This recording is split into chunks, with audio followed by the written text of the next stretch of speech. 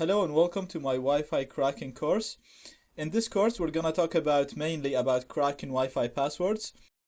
All the attacks that we're going to talk about are practical attacks launched against actual routers that I have here at my lab.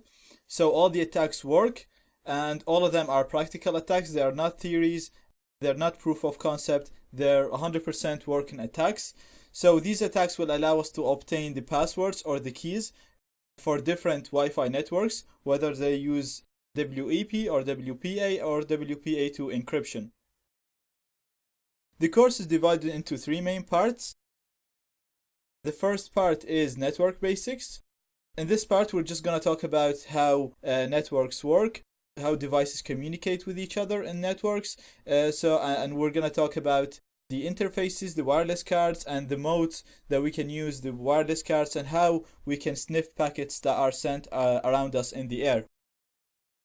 Once we understand that and we can sniff packets in the air, we're going to move to cracking WEP encryption because it's an easier encryption to crack than WPA. So we're going to talk about how WEP works first, the theory behind cracking it. So we're going to talk about the weaknesses in WEP. And then we're going to discuss three methods to crack WEP encryption without the need to any connected devices or without the need to communicate with any of the people who are connected to these devices. We're not going to explain only one method because these methods might work or might not work depending on the distance between you and the router.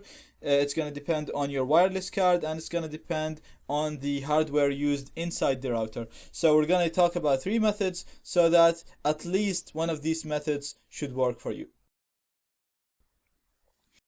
After we do that, we're going to move to WPA. We're going to again understand how WPA works and what's the difference between WEP and WPA and what's the weakness in WPA that allow us to crack this encryption.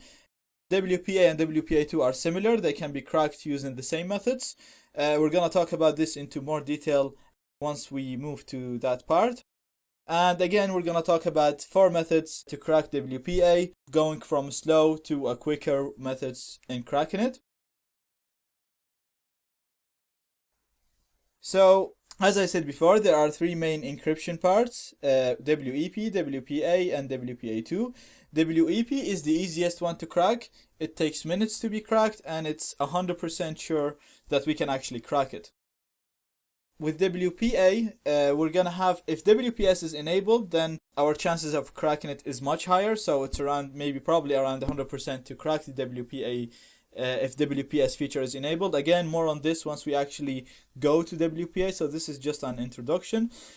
Same with WPA2, if WPS is enabled, it's very easy to crack. If it's not, we're going to have to use a dictionary attack or a word list or a rainbow table. We're going to talk about all of that once we actually go to that section.